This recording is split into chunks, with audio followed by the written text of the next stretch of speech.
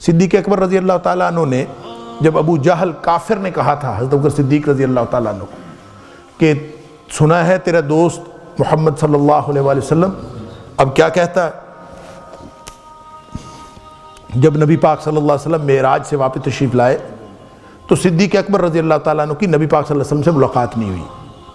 ابو جہل سے ملاقات ہوئی نبی پاک صلی اللہ علیہ وسلم۔ آپ نے ابو جہل کو بتایا، وہ ساری برادری اکٹھا کر کے لے آیا اور بڑا وہ خوش تھا اس بات پر کہ آج نبی پاک صلی اللہ علیہ وسلم کی بات غلط ہو جائے گی، نعوذ باللہ من ذالک۔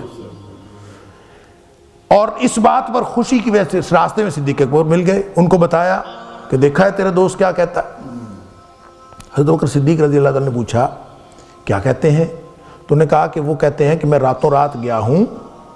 پہلے مسجد اقصیٰ گیا ہوں، پھر ساتوں آسمان پھرے ہیں، جنت دوزخ کا سیر کیا ہے، فجر سے پہلے واپس آ گیا ہوں۔ تو صدیق اکبر رضی اللہ تعالیٰ عنہ کا جو پہلا رسپانس تھا پتہ کیا تھا کہ یہ کیسے ہو سکتا ہے، یہ تو نہیں ہو سکتا۔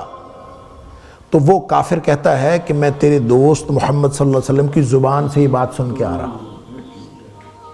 تو جب ابوبکر صدیق رضی اللہ تعالیٰ نے یہ بات سنی کہ نبی پاک صلی اللہ علیہ وسلم نے یہ فرمایا ہے تو فرمایا پھر یہ ہو گیا ہے، پھر چاہے زمان و مکان کے پیمانے ساتھ نہیں دیتے، میرا علم ساتھ نہیں دیتا، میری عقل اس کو نہیں مانتی، ایمان کا تقاضا یہ ہے الذین یؤمنون بالغیب کہ نبی پاک صلی اللہ علیہ وسلم درست فرماتے ہیں۔